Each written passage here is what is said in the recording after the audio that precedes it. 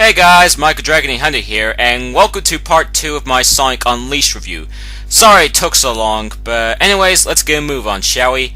Now, I'm mostly going to be talking about the negative things about this game, but before I get to that, there's one thing I forgot to mention in this review, and yet I should have mentioned it in part 1, and that is the tornado stages. Now, in the tornado stages, it's basically a rail shooting minigame where you have to press indicated buttons that appear on the screen so you can take down enemy ships and destroy incoming missiles. The tornado stages also feature a boss battle in the end called the Egg Cauldron, where you basically have to defeat it just by shooting its incoming missiles, and then when the hatches open, you basically have to press the indicated button multiple times in order to attack its core.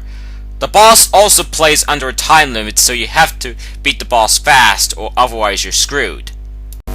Now, what I think of the tornado stages is that I do like the tornado stages. It's a pretty good minigame, it's simple, it's pretty easy, and it has some good music as well.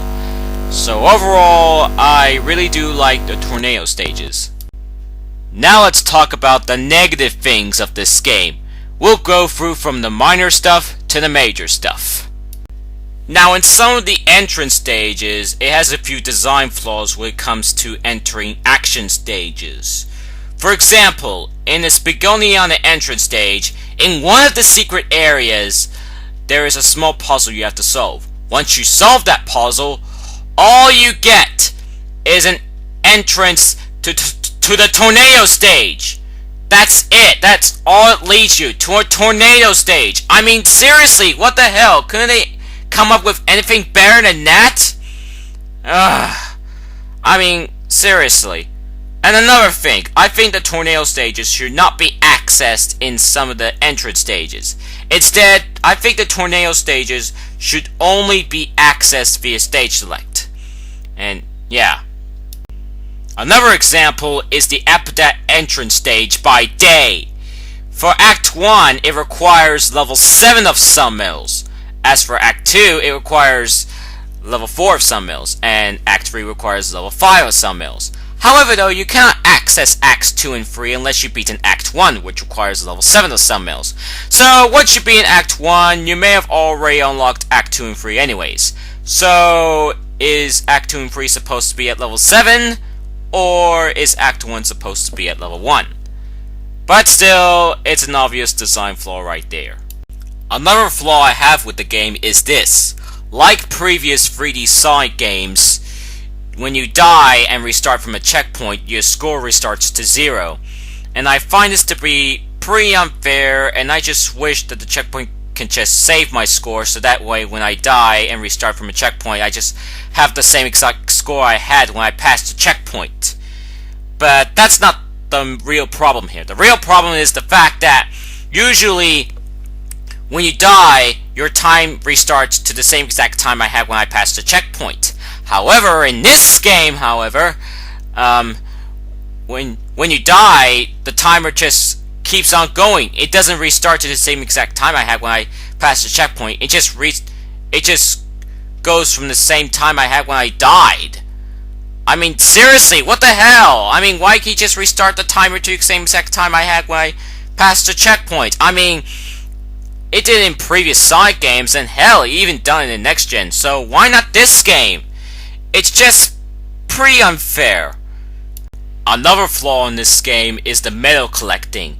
In this game, you need to collect Sun and Moon medals so you can unlock new stages in the game.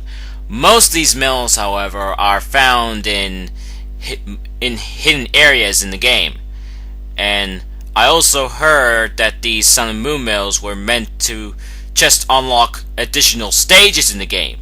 But no, instead they're used to unlock normal stages and secret stages in the game.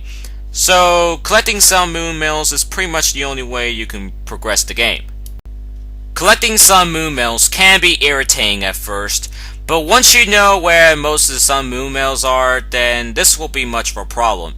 And also, once you manage to at least unlock Apidat Day Act 1, then this means that you don't have to worry about collecting Sun Moon medals anymore. Though I do admit, I would prefer just some simple star mails instead of just some sun and moon mails. Like, the star mails can be collected the same way as the sun and moon mails, but except of course, you spend your star mails so you can unlock additional stages in the game. And, yeah. The reason why I think the sun and moon mails won't work is the fact that there's not much secret nighttime stages in the game, so I don't know how the rest of the moon mails can work out. Now we move on to the biggest problem I had with this game. And guess what? It's the hot dog missions! Now, in the hot dog missions, you basically run to a hot dog stand, and then you can try some certain missions where you have to reach the goal under certain conditions.